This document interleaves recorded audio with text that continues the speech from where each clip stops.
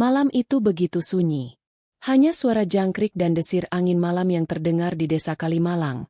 Sebuah desa terpencil di pinggiran hutan, jauh dari hiruk-pikuk kota. Meski tampak tenang, desa itu menyimpan banyak cerita kelam yang tak berani diungkapkan oleh warganya sendiri. Konon, dulu desa ini menjadi tempat banyak pesugihan, dan salah satunya adalah pesugihan ular, yang diyakini sebagai yang paling kejam dan tak berperi kemanusiaan. Di sebuah rumah reot yang hampir rubuh, tinggal seorang pria bernama Bagas, bersama istrinya, Rina, dan anak mereka yang masih bayi. Kehidupan Bagas sangat memprihatinkan.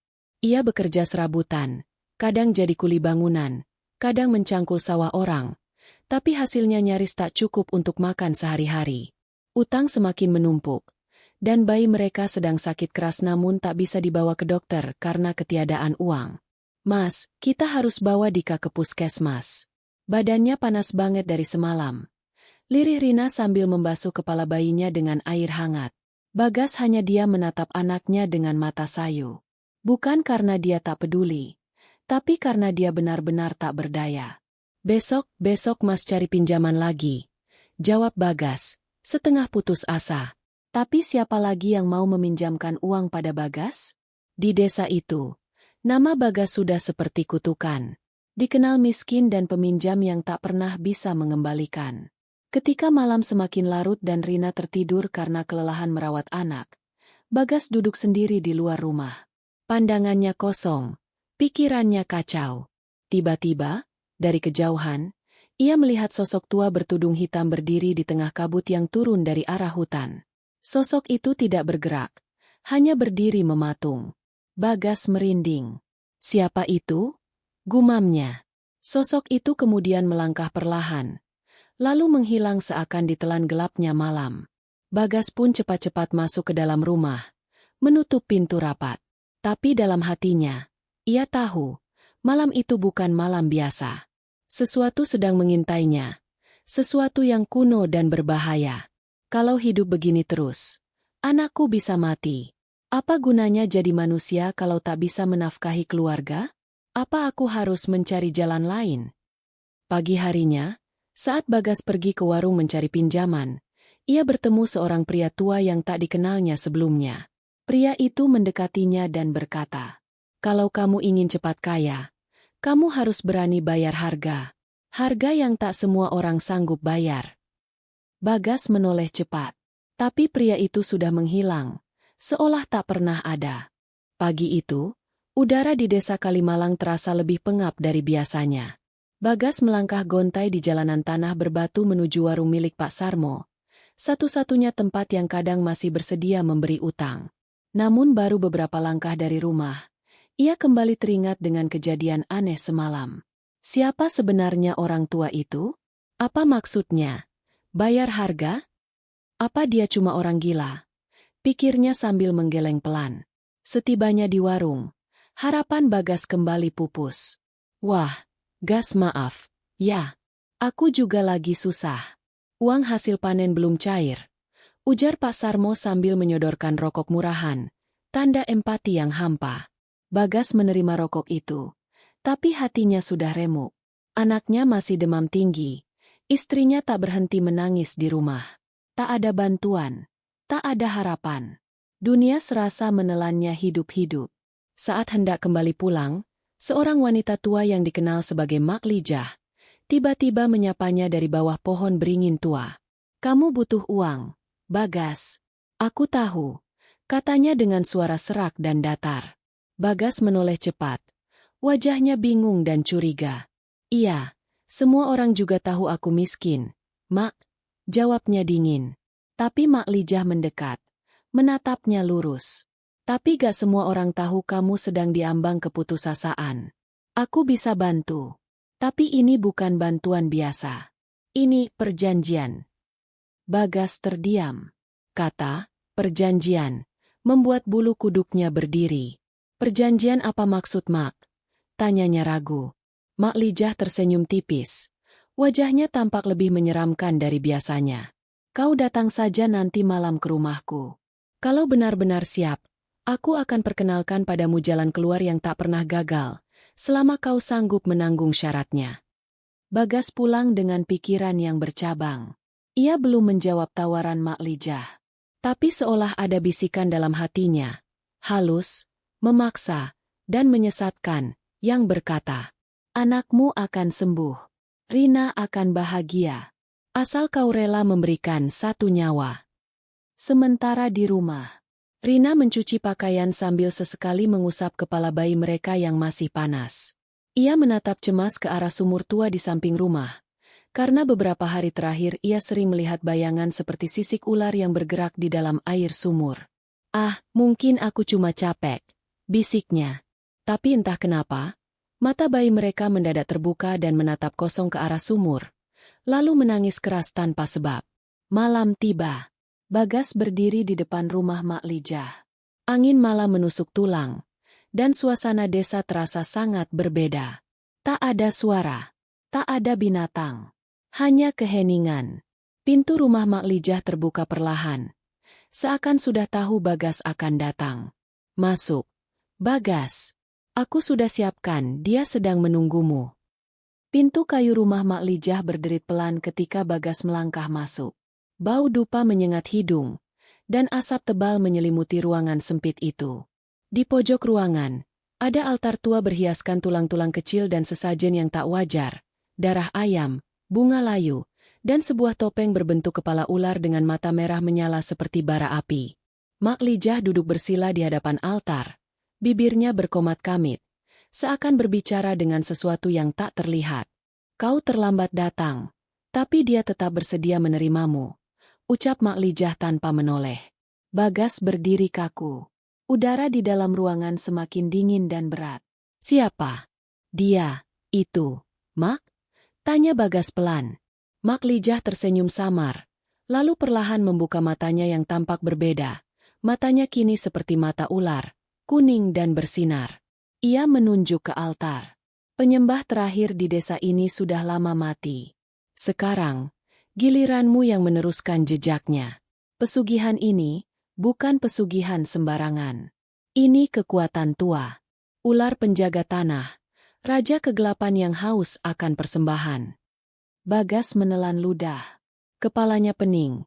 Tapi pikirannya hanya tertuju pada anaknya yang semakin lemah. "Kalau aku ikut, apa benar aku bisa sembuh?" Mak Lijah memotong. "Bukan hanya sembuh. Kau akan kaya. Hartamu akan melimpah. Tapi satu syarat. Satu nyawa untuk satu berkah. Bukan nyawamu, tapi nyawa orang yang kau pilih sendiri. Semakin dekat darahnya, semakin besar berkat yang kau dapat." Bagas mematung. Matanya berkaca-kaca. "Kalau kau setuju, malam ini juga, dia akan datang dan menandai tubuhmu. Setelah itu, tak bisa mundur." Tiba-tiba, lampu minyak padam sendiri. Rumah berguncang pelan. Dari sudut ruangan terdengar desisan, panjang, dalam, seperti suara ular raksasa. Lalu muncul bayangan hitam bersisik, menjalar di dinding dan lantai, mendekat ke arah Bagas. Suara-suara aneh menggema dalam kepalanya. "Bawa aku satu jiwa dan kuberikan kau dunia." Tubuh Bagas gemetar. Tapi, di benaknya, terlintas wajah Dika yang sekarat dan Rina yang menangis hampir setiap malam. "Kalau ini satu-satunya cara, aku rela," jawabnya pelan. Seketika itu juga, bayangan itu melompat ke tubuh Bagas. Ia menggeliat kesakitan, berteriak dalam jeritan tak terdengar. Dari punggungnya, muncul bekas luka berbentuk ular yang melilit. Di luar rumah Mak Lijah, langit berubah merah pekat. Angin berembus kencang. Para warga menutup jendela rapat-rapat. Karena mereka tahu, pesugihan itu telah hidup kembali. Mulai episode selanjutnya, cerita akan masuk ke titik pemicu, konflik awal. Bagas akan mulai mendapatkan kekayaan dan kekuatan, tapi juga mulai dihantui oleh tuntutan darah dan makhluk mengerikan yang mengintainya setiap malam. 3 hari setelah ritual di rumah Mak Lijah, hidup Bagas mulai berubah, dan semuanya terjadi tanpa penjelasan logis. Pagi itu, Bagas bangun dan menemukan sebuah amplop tebal berisi uang di bawah bantal. Ia terperangah, Tak tahu dari mana datangnya. Ia segera membawa Rina dan Dika ke klinik terbaik di kota. Ajaibnya, dokter bilang Dika tak lagi demam dan kondisinya membaik dengan cepat. Tubuhnya kuat sekali. Pemulihan yang luar biasa, kata sang dokter heran. Sepulang dari klinik, Bagas tak bisa berhenti memandangi anaknya yang tertidur pulas. Ini berhasil. Tapi sampai kapan? Bisiknya dengan rasa khawatir yang tersembunyi. Dalam sepekan, uang datang tanpa henti. Ada yang ditinggalkan begitu saja di teras rumah. Ada juga yang tiba-tiba muncul di lemari pakaian. Bahkan, seseorang tak dikenal menawarinya proyek pembangunan kecil, yang langsung dibayar lunas di muka. Warga mulai melihat Bagas dengan tatapan heran dan iri. Bagas kok sekarang bisa belanja segitu banyak, ya? Bisik-bisik mulai terdengar di warung. Namun, yang paling membuat Bagas gelisah adalah mimpi-mimpinya. Dalam tidur malamnya, Bagas mendapati dirinya berdiri di tepi sebuah rawa hitam. Kabut tebal menyelimuti, dan suara bisikan memenuhi udara. Dari dalam rawa, muncul makhluk bersisik, tinggi, dengan wajah manusia setengah ular. Matanya menyala merah, dan lidahnya menjulur-julur panjang. Kau sudah berjanji. 1 nyawa. Kau harus pilih sebelum bulan mati. Bagas terbangun dengan keringat dingin. Dadanya sesak. Ia menyentuh punggungnya, dan bekas luka melilit seperti ular itu masih ada. Bahkan kini terasa panas dan gatal seperti luka bakar. Hari berikutnya, ayam-ayam tetangganya ditemukan mati dengan leher patah dan lidah menjulur. Seorang warga bahkan mengaku melihat ular besar melintas di tengah jalan desa malam-malam. Padahal tak ada hutan di dekat situ. Rina mulai curiga. Ia melihat perubahan drastis dalam sikap Bagas. Terlalu pendiam. Tatapannya kosong. Kadang bicara sendiri. Bahkan, Rina pernah mendapati Bagas berdiri menghadap sumur tengah malam sambil tersenyum aneh. Mas, kamu kenapa sih akhir-akhir ini? Gak apa-apa, semua akan baik-baik saja. Aku cuma bersyukur. Tapi di balik senyum itu, Bagas menyembunyikan ketakutan. Karena malam demi malam, suara itu makin sering datang, menuntut satu hal. Berikan aku 1 nyawa sebelum waktunya habis. Waktu terus berjalan. Bulan sabit akan segera menjadi bulan mati. Bagas sadar, perjanjian itu nyata. Dan ia harus memilih. Siapa yang akan dikorbankannya? Hari demi hari berlalu, dan bulan mati tinggal 2 malam lagi. Desakan dari makhluk itu semakin sering hadir, tak hanya dalam mimpi, tetapi kini juga dalam bisikan nyata di telinga Bagas. Waktumu hampir habis. Korbankan 1 jiwa, atau seluruh keluargamu yang jadi tumbal. Bagas makin tertekan. Di siang hari, ia berlagak normal di depan Rina dan Dika.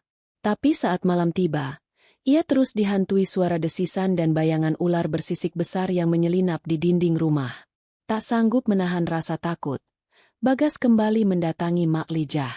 Rumah tua itu makin gelap, penuh jelaga dan bau busuk. Aku belum siap. Aku gak bisa milih siapa yang harus mati. Lalu kau mau apa? Mundur? Bentak Mak Lijah. Tidak ada jalan mundur setelah dia menandaimu. Kau tahu itu. Mak Lijah lalu mengeluarkan sebuah botol kecil berisi cairan merah dan memberikan sebuah cermin kecil dari logam tua yang tampak terkutuk. Cairan ini akan membuka mata batinmu. Gunakan cermin itu untuk melihat siapa yang paling lemah jiwanya. Siapapun yang kau lihat tak punya pantulan, itulah tumbal yang ditakdirkan. Malamnya, Bagas memandangi cermin tua itu. Rina sedang tertidur. Begitu pula Dika. Dengan tangan gemetar, ia meneteskan cairan merah ke matanya. Perih. Dunia seolah berputar. Saat ia mengarahkan cermin itu ke arah Dika, bayangan sang anak masih terlihat. Syukurlah, bukan kamu. Lalu ia arahkan ke arah Rina, dan hatinya nyaris berhenti berdetak. Tak ada bayangan. Cermin itu kosong. Tidak. Tidak mungkin. Rina? Istriku. Bagas menangis dalam diam. Namun suara itu kembali terdengar. Dia yang paling dekat, dia yang paling pantas. Satu nyawa untuk keberkahan yang kekal. Esoknya, Bagas semakin menjauh dari Rina. Ia mulai berpikir gila. Bagaimana kalau benar? Bagaimana kalau mengorbankan Rina bisa menyelamatkan Dika dan dirinya? Di saat yang sama, Rina mulai memata-matai Bagas. Ia menemukan cermin tua itu dan botol cairan merah dalam laci, dan malam itu, diam-diam ia meneteskan cairan itu ke matanya. Ketika Rina mengarahkan cermin itu ke arah Bagas, pantulan Bagas tak muncul. Astagfirullah. Jadi selama ini, yang ditakdirkan jadi tumbal adalah dia sendiri. Rahasia mulai terungkap, dan kini Rina tahu, Bagas telah dibutakan oleh bisikan setan bermuka ular. Tapi, siapa sebenarnya yang akan jadi korban pertama? Malam itu, suasana rumah Bagas mencekam. Rina duduk terpaku di kamar, menatap cermin tua yang masih berkilau samar di tangannya. Hatinya hancur, namun pikirannya berputar cepat. Bagas, suamiku, apakah kau benar-benar akan memilih jalan gelap ini? Atau mungkin dia sudah jadi korban tanpa aku tahu? Di sisi lain, Bagas duduk di ruang tamu, memegang botol kecil berisi cairan merah dan mengenang wajah Rina dan Dika. Suara desisan semakin kuat mengganggunya, menuntut jawaban. Waktu hampir habis. Satu nyawa, satu pengorbanan, atau semuanya hilang. Tiba-tiba Rina keluar dari kamar. Wajahnya penuh dengan ketegangan. Bagas, aku tahu semua ini. Aku tahu tentang pesugihan itu, cermin, dan botol itu. Rina, aku hanya ingin menyelamatkan kita. Dengan mengorbankan siapa? Aku. Dika, apakah itu benar? Aku tak punya pilihan. Mereka saling berhadapan, napas terengah-engah. Cinta dan ketakutan bercampur jadi satu. Kalau kau pilih aku rela. Tapi jangan buat keputusan sendirian, ujar Rina dengan suara bergetar. Bagas menunduk. Namun tatapannya tetap kosong dan diselimuti bayang-bayang ketakutan. Mak Lijah muncul di pintu rumah dengan langkah gontai. Waktu kalian tak lama. Pilihan yang dibuat malam ini akan menentukan nasib kalian selamanya. Ingat, setan bermuka ular tak pernah memberikan berkah tanpa kutukan. Jangan salah pilih, atau semua akan hancur. Rina menggenggam tangan Bagas, mencoba menyalurkan kekuatan dan harapan. Kita harus hadapi ini bersama. Jangan biarkan setan itu menguasai kita. Saat bulan hampir hilang sepenuhnya, Bagas dan Rina duduk berhadapan di ruang tamu. Di antara mereka ada cermin dan botol cairan merah yang berkilauan mengerikan. Bisikan makhluk itu makin keras, mengancam, memaksa. Satu nyawa sekarang, atau kehilangan segalanya. Tangan Bagas bergetar saat meraih botol itu. Detik-detik menentukan telah tiba. Pilihan yang dibuat malam ini akan mengikat nasib mereka. Apakah Bagas dan Rina akan menghadapi kutukan ini bersama? Atau terjerumus dalam kegelapan yang tak berujung? Malam semakin larut. Di ruang tamu yang remang, Bagas dan Rina duduk berhadapan. Di antara mereka ada botol berisi cairan merah dan cermin tua yang mengerikan. Suasana penuh ketegangan. Napas mereka saling beradu. Sementara bisikan makhluk setan itu bergema di dalam kepala Bagas tanpa henti. Satu nyawa, satu pengorbanan, atau kehancuran menanti. Bagas terdiam lama. Rina menggenggam tangannya, berusaha menenangkan. Tapi mata Bagas kosong, seolah sudah tidak punya kekuatan. Aku takut. Aku tidak tahu apa yang harus aku lakukan, ujar Bagas dengan suara serak. Kita harus kuat, Bagas. Kita tidak boleh menyerah pada makhluk itu. Ada cara lain, kata Rina dengan nada yakin. Namun, kenyataan berat itu menyesakkan dada mereka.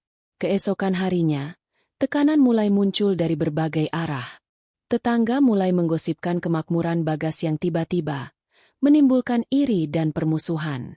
Dika yang sempat sembuh, tiba-tiba jatuh sakit lagi secara misterius, membuat Bagas makin putus asa.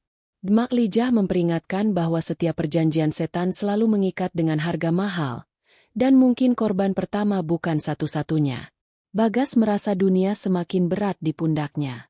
Setiap kali ia mencoba mengabaikan bisikan itu, Luka melilit di punggungnya semakin membakar.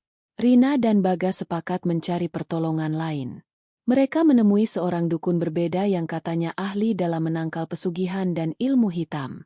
Dukun itu berkata, "Untuk membatalkan kutukan setan bermuka ular, kalian harus menemukan benda sakral yang tersembunyi di hutan tua, tapi perjalanan itu berbahaya dan penuh jebakan. Hanya yang berani dan berjiwa tulus yang dapat bertahan." Bagas dan Rina tahu ini adalah satu-satunya harapan mereka. Namun, untuk mencarinya, mereka harus meninggalkan Dika dalam kondisi lemah. "Kita harus berani, untuk masa depan kita dan Dika," kata Bagas dengan tegas. Rina mengangguk pelan. Air mata mengalir di pipinya. Perjalanan berbahaya dimulai. Mereka harus memilih antara menghadapi kutukan itu langsung atau mempertaruhkan nyawa yang mereka cintai. Apakah mereka sanggup menempuh jalan penuh bahaya demi kebebasan? Pagi itu, Bagas dan Rina berkemas dengan cepat. Dika yang masih lemah hanya bisa memandang mereka dengan mata penuh harap dan cemas. "Kalian harus kembali dengan selamat, aku menunggu di sini." Suara Dika serak, tapi penuh semangat. Mereka berdua tahu, perjalanan ke hutan tua itu bukan sekadar menembus rimba biasa. Hutan itu penuh dengan aura gelap dan keangkeran yang sudah lama menjadi rahasia. Langkah mereka mulai menapaki jalan setapak yang hampir tak terlihat. Suara burung hutan yang biasanya riang berubah jadi sunyi. Bahkan angin seolah berbisik ancaman. Rina menggenggam erat tangan Bagas. Mereka sama-sama merasakan hawa dingin menusuk sampai ke tulang. Tiba-tiba, bayangan samar muncul di balik pohon besar. Sosok seorang pria tua berwajah penuh luka dan mata merah menyala. "Siapa kalian? Mengapa berani memasuki wilayah ini?" tanyanya dengan suara serak. Bagas menjelaskan misi mereka, meminta bantuan untuk menemukan benda sakral. Pria itu tersenyum sinis. "Kalau mau benda itu, harus melewati 3 ujian. Jika gagal, kalian akan menjadi santapan hutan ini."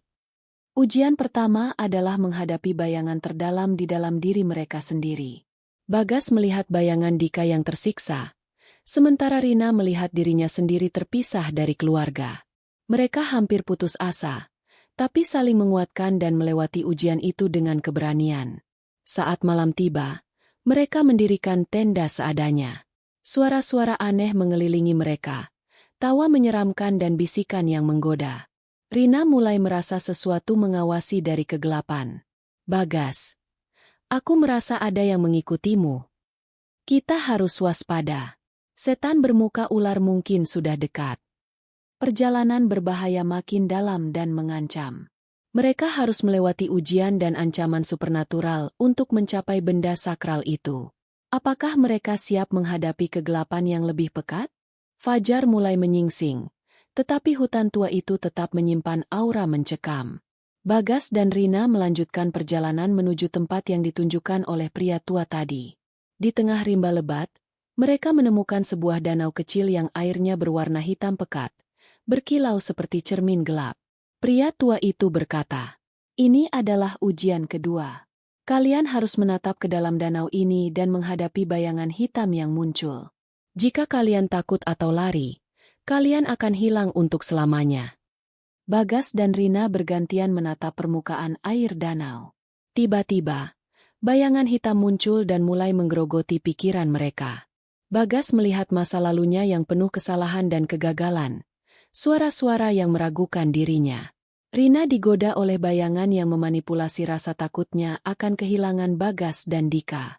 Rina menggenggam tangan Bagas erat, berbisik, "Kita harus kuat, Bagas. Jangan biarkan bayangan itu menguasai kita." Dengan berusaha keras, mereka menatap lebih dalam, menolak bayangan itu dan mengeluarkan suara keberanian. Secara perlahan, bayangan itu memudar dan danau kembali tenang. Saat mereka hendak beristirahat di tepi danau, suara bisikan halus terdengar. "Kalian berhasil melewati 2 ujian, tapi ujian ketiga akan menguji nyawa kalian. Jangan mengharapkan ampun." Rina merasa bulu kuduknya berdiri. Mereka telah melewati ujian ketakutan dan keraguan, namun ujian terakhir yang lebih berbahaya masih menanti. Kekuatan jahat semakin mendekat. Malam itu, hutan terasa semakin pekat dan sunyi. Bagas dan Rina tahu, ujian terakhir sudah di depan mata. Mereka melangkah menuju sebuah gua kecil yang gelap dan dingin, tempat yang katanya menyimpan benda sakral yang bisa membebaskan mereka dari kutukan. Di dalam gua, tiba-tiba muncul sosok menakutkan. Makhluk berkepala ular dengan mata merah menyala, taring tajam, dan tubuh berlumuran asap hitam pekat. Setan bermuka ular itu menatap mereka dengan penuh kebencian dan mengeluarkan suara menggeram yang membuat darah Bagas berdesir dingin. Bagas dan Rina harus bertarung melawan bayangan setan itu, yang bisa berubah bentuk dan menyerang dengan cepat. Mereka berdua berusaha menghindar dan mencari celah untuk melawan balik. Rina menggunakan pisau kecil pemberian dukun sebagai senjata, sedangkan Bagas mencoba mengingat mantra yang diajarkan dukun untuk melindungi diri. Saat pertarungan semakin sengit, Bagas dan Rina saling menguatkan, menggabungkan keberanian dan cinta mereka sebagai senjata utama. Kita tidak sendirian, kita harus kuat demi Dika dan masa depan kita, seru Bagas. Dengan keberanian itu, mereka berhasil melukai setan itu, yang mengeluarkan raungan kesakitan sebelum akhirnya menghilang dalam kabut pekat. Setelah pertarungan, gua itu terbuka lebar, menampakkan sebuah kotak kecil berukir misterius. Di dalamnya terdapat sebuah kalung berwarna perak dengan liontin ular yang berkilauan. Dukun dulu bilang, kalung itulah kunci untuk memutus kutukan pesugihan setan bermuka ular. Misi hampir selesai. Namun pertarungan dengan kegelapan tidak pernah mudah. Bagas dan Rina membawa harapan baru, tapi bahaya belum benar-benar berakhir. Setelah melewati ujian-ujian mengerikan dan bertarung melawan setan bermuka ular, Bagas dan Rina akhirnya meninggalkan gua dengan membawa kalung sakral yang dipercaya mampu memutus kutukan. Namun, suasana hati mereka tak sepenuhnya lega. Dalam perjalanan pulang, rasa bersalah terus menghantui Bagas. Ia teringat bagaimana ia hampir mengorbankan Dika demi kekayaan yang didapat dari pesugihan. Sementara itu, Rina mencoba menguatkan dirinya dan Bagas, tapi ia juga merasa takut akan ancaman yang belum benar-benar hilang. Apakah ini benar-benar berakhir, Bagas? Tanya Rina lirih. Aku tidak tahu. Tapi kita harus percaya. Ini kesempatan terakhir kita. Jawab Bagas penuh tekad. Sesampainya di rumah, mereka menemukan keadaan Dika yang semakin melemah. Kesehatan Dika memburuk, seolah-olah kutukan itu merambat dan menghantui keluarganya. Mak Lijah datang kembali dan memperingatkan bahwa membawa benda sakral saja tidak cukup. Ada ritual penting yang harus dilakukan tepat waktu untuk benar-benar membebaskan mereka. Bagas dan Rina harus mempersiapkan ritual itu dengan bantuan Mak Lijah. Namun, ritual tersebut sangat berbahaya dan berisiko tinggi, memerlukan keberanian dan pengorbanan yang tidak sedikit. Kalau ritual ini gagal, bukan hanya kalian yang hilang, tapi seluruh keluarga kalian, ujar Mak Lijah serius. Bagas dan Rina berjanji akan melakukan ritual itu demi menyelamatkan Dika dan diri mereka sendiri. Namun, mereka sadar betul risiko besar yang menghadang. Malam itu, mereka duduk berdua, berpegangan tangan, bersiap menghadapi ujian terakhir yang menentukan nasib mereka. Perjalanan pulang membawa beban baru dan tanggung jawab berat. Mereka harus melaksanakan ritual pembebasan sebelum kutukan benar-benar menghancurkan segalanya. Malam yang gelap dan penuh kabut menyelimuti rumah Bagas.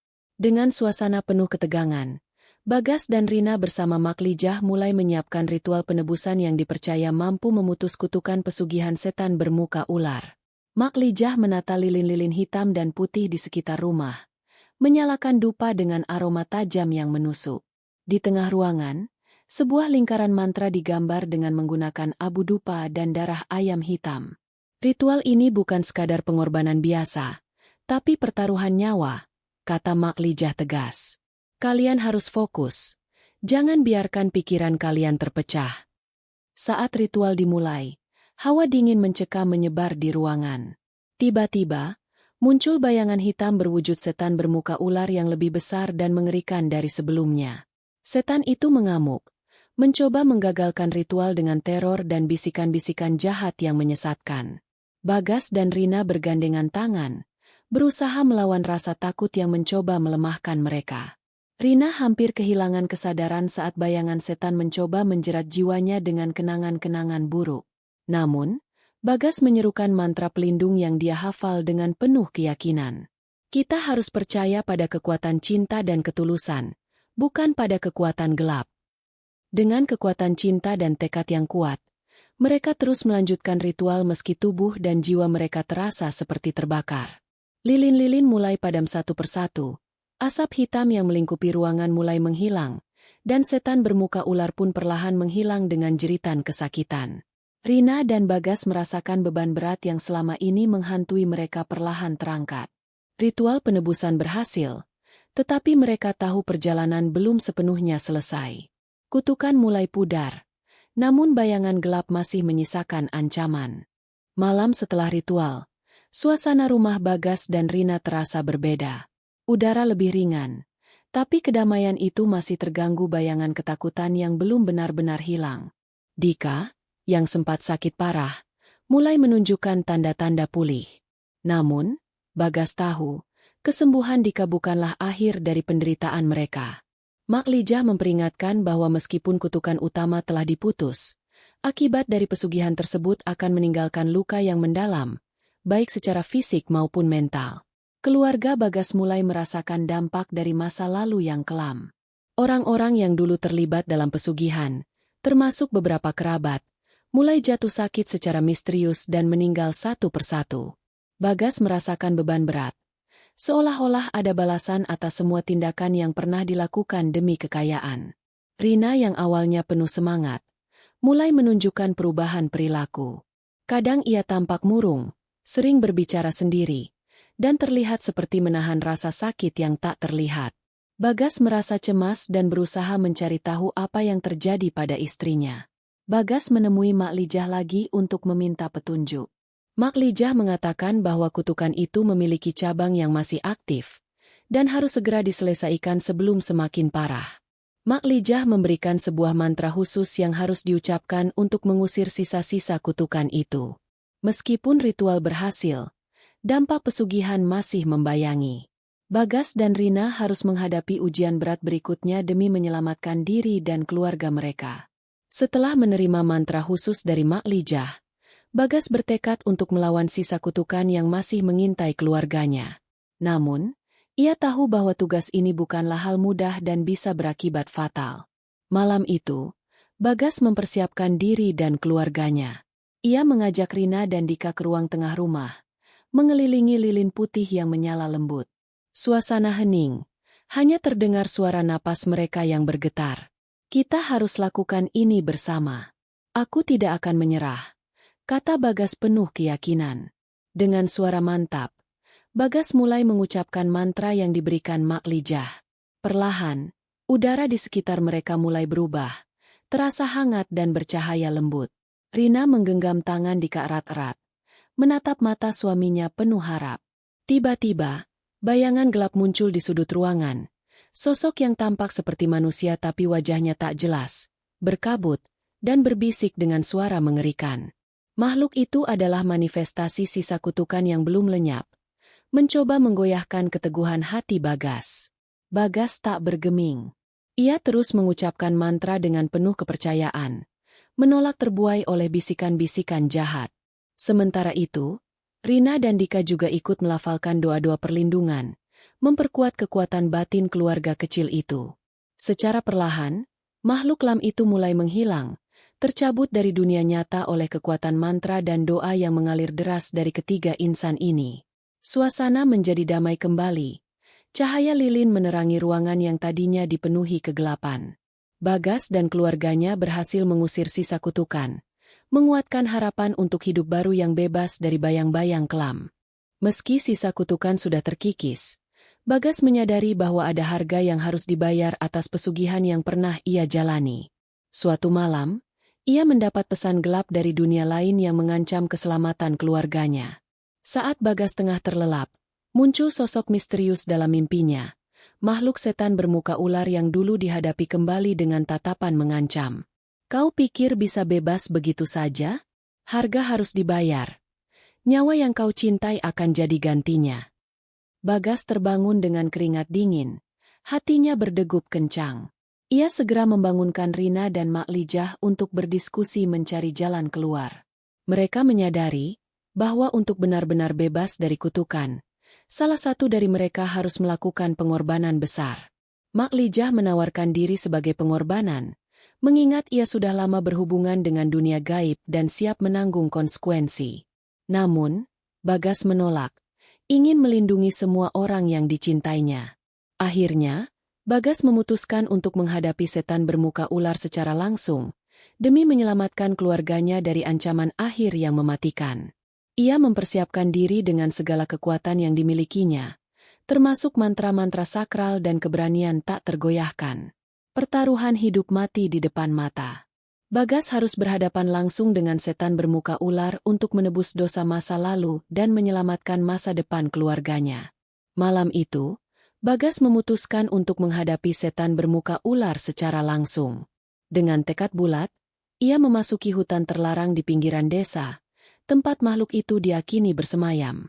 Udara dingin dan gelap menyelimuti. Suara daun dan ranting patah membuat suasana makin mencekam. Bagas membawa sesaji dan mantra-mantra perlindungan dari Mak Lijah. Di tengah hutan, muncul sosok besar setan bermuka ular. Matanya menyala merah seperti bara api. Tubuhnya melilit seperti ular besar yang siap menerkam. Kau datang untuk membayar hutangmu, Bagas. Suara menggeram penuh dendam. Bagas mengucapkan mantra perlindungan sambil mengangkat sesaji. Setan itu melancarkan serangan berupa bisikan dan bayangan gelap yang mencoba merusak keteguhan hatinya. Namun, Bagas terus berjuang, menahan rasa takut dan menggenggam keyakinan untuk menyelamatkan keluarganya. Dengan energi yang terpancar dari mantra dan keberanian Bagas, cahaya putih terang menyinari hutan, mengusir kegelapan dan bayangan jahat. Setan bermuka ular mengeluarkan jeritan melengking sebelum akhirnya menghilang. Tubuhnya lenyap seperti kabut yang tersapu angin. Bagas terjatuh lemas, tapi hatinya lega. Ia tahu beban berat telah diangkat. Saat matahari terbit, ia kembali ke rumah dengan semangat baru dan rasa damai yang belum pernah ia rasakan sebelumnya. Pertarungan sengit telah usai, dan Bagas berhasil mengalahkan setan bermuka ular. Namun, proses penyembuhan dan pemulihan baru saja dimulai. Setelah pertarungan mengerikan melawan setan bermuka ular, Bagas pulang membawa rasa lega yang luar biasa. Namun ia menyadari bahwa perjalanannya belum benar-benar selesai. Sesampainya di rumah, Bagas disambut oleh Rina dan Dika dengan pelukan hangat. Suasana rumah terasa lebih damai, tetapi luka batin mereka masih membekas. Mak Lijah membantu keluarga itu dengan ritual pembersihan dan doa-doa khusus agar energi negatif benar-benar hilang dari kehidupan mereka.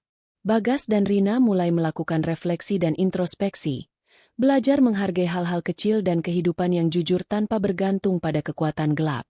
Bagas membuka cerita kepada Rina tentang kesalahan dan dosa masa lalunya yang membawa keluarga mereka ke jurang kehancuran. Rina mendengarkan dengan penuh pengertian, berusaha menguatkan suaminya untuk menjalani hidup baru yang lebih baik.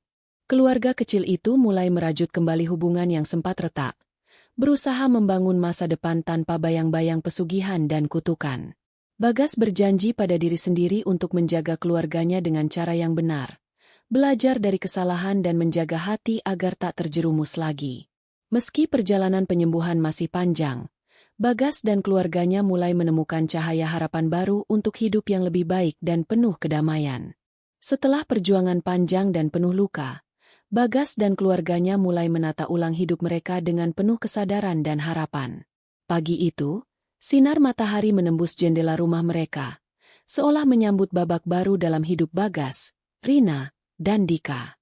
Mereka bertekad untuk hidup sederhana dan jauh dari godaan pesugihan. Bagas berusaha memperbaiki hubungan dengan orang-orang di sekitar desa yang sempat menjauhinya karena isu-isu mistis. Ia mulai aktif membantu tetangga dan terlibat dalam kegiatan sosial. Mak Lijah kembali membimbing keluarga itu melalui pengajian dan ritual pembersihan rutin, memastikan energi positif terus mengalir dalam kehidupan mereka. Meski masih ada ketakutan tersisa, Bagas semakin yakin bahwa kekuatan sejati datang dari niat baik dan ketulusan hati, bukan dari jalan pintas pesugihan. Mak Lijah mengingatkan, setiap orang punya jalan, Nak. Tapi jangan sampai memilih jalan yang membawa kehancuran, walau terlihat mudah dan cepat. Bagas dan keluarganya mulai menemukan kedamaian dan harapan baru, meninggalkan masa lalu yang kelam dan menatap masa depan yang cerah. Meski sudah berhasil keluar dari cengkeraman pesugihan, Bagas tahu godaan dunia gelap itu tidak akan mudah hilang begitu saja. Ia dihadapkan pada ujian terberat dalam menjaga tekad dan keluarganya. Suatu malam, seorang pria misterius datang ke rumah Bagas, menawarkan kekayaan instan dan kekuasaan besar tanpa risiko. Pria itu berkata dengan suara menggoda, "Kau sudah lelah, Bagas. Semua bisa kembali seperti dulu, bahkan lebih mudah dan cepat." Bagas menatap pria itu dengan tegas. "Aku sudah belajar dari kesalahanku. Aku memilih hidup yang benar, walau berat, daripada terjerumus lagi." Rina dan Dika hadir mendukung Bagas, memperkuat tekadnya. Mereka tahu bahwa hanya dengan bersama, mereka bisa melawan segala godaan dan ancaman. Bagas berjanji dalam hati untuk terus menjaga keluarganya dan hidup dengan integritas. Ia sadar bahwa jalan yang benar memang sulit, tapi penuh berkah dan damai. Bagas berhasil melewati ujian terakhir dan tetap teguh pada jalannya. Keluarga kecil itu kini benar-benar siap menatap masa depan tanpa bayang-bayang kelam. Setelah melewati segala rintangan dan ujian, Bagas dan keluarganya mulai membuka lembaran baru dalam hidup mereka. Sebuah kehidupan yang jauh dari bayang-bayang pesugihan. Bagas kembali ke pekerjaan lamanya sebagai tukang kayu. Meski penghasilannya tak sebesar dulu saat ia mengandalkan pesugihan, ia merasa lebih damai dan bahagia. Dalam sebuah pertemuan warga desa, Bagas berani membuka kisahnya tentang jebakan pesugihan dan bahaya mengikuti jalan gelap. Ia berharap pengalamannya bisa menjadi pelajaran bagi orang lain agar tidak terjerumus seperti dirinya. Penduduk desa mulai memberi Bagas tempat kembali di tengah mereka, menghargai keberanian dan kesungguhan hati untuk berubah. Rina dan Dika pun tumbuh dengan rasa aman dan cinta yang utuh, menjalani hidup sederhana namun penuh makna. Bagas dan keluarganya memulai hidup baru dengan penuh keberanian dan harapan, membuktikan bahwa kejujuran dan kerja keras adalah jalan terbaik menuju kebahagiaan. Bagas kini bertekad lebih kuat untuk tidak hanya memperbaiki hidupnya, tapi juga membantu orang lain yang terperangkap dalam dunia gelap pesugihan. Bagas mulai aktif di kegiatan sosial desa, mengajak pemuda dan warga untuk menjaga tradisi positif serta menjauhi praktik pesugihan. Dengan penuh semangat, Bagas mengadakan pertemuan kecil untuk berbagi kisah nyata dan peringatan agar masyarakat tidak mudah tergoda dengan jalan pintas. Warga mulai merespon positif. Beberapa dari mereka yang pernah mengalami hal serupa mulai membuka diri dan bersama-sama membangun komunitas yang lebih sehat dan harmonis. Bagas merasa ada cahaya baru yang mulai menyinari desanya. Ia yakin perubahan nyata bisa terjadi jika semua bersatu dan menjaga kejujuran. Meskipun Bagas telah berubah dan berusaha membangun hidup yang baru, bayang-bayang masa lalunya tak sepenuhnya hilang. Tantangan datang dari orang-orang yang dulu pernah terlibat dalam dunia gelap pesugihan. Beberapa orang yang merasa kehilangan keuntungan dari pesugihan mencoba menggoyahkan tekad Bagas dengan cara-cara licik dan intimidasi halus.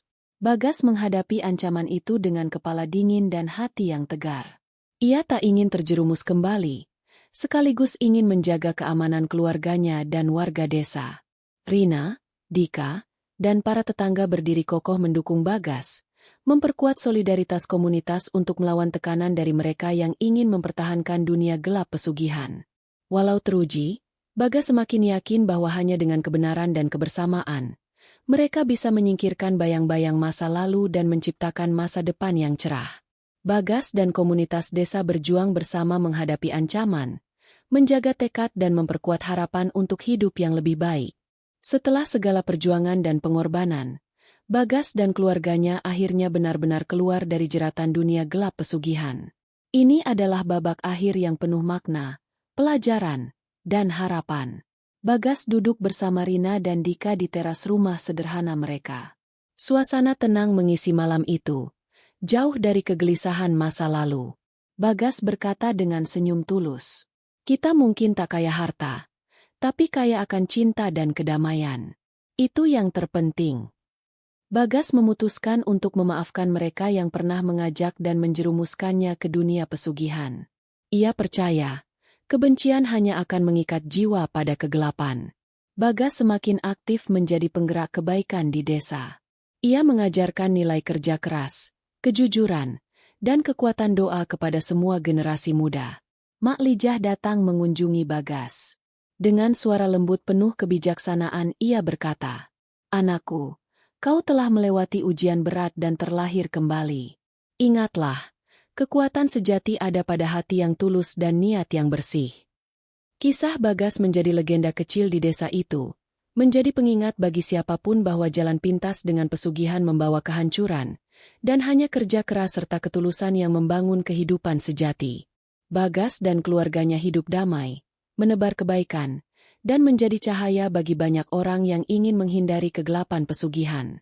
Dari gelap, mereka menemukan cahaya sejati.